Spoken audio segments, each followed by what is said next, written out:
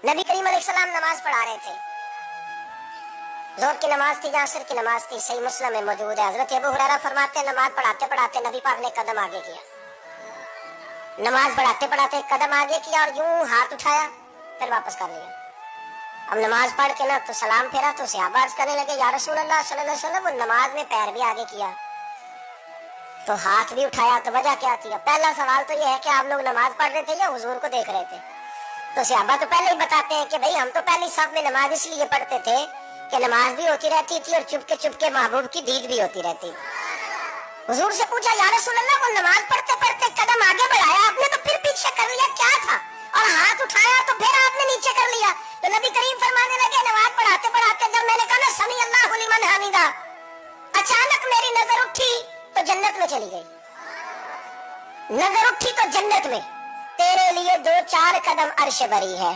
तो महबूब फरमाते जब मेरी ऊपर नजर गई ना तो मैंने देखा कि अंगूरों का एक खोशा लटक रहा है जन्नत में।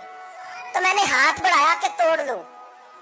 हुजूर खड़े हैं मस्जिद नबवी में और फरमाते हैं कि मैं यहाँ खड़े होके हाथ ऊंचा करूं तो मेरा जन्नत तक पहुंच जाता है।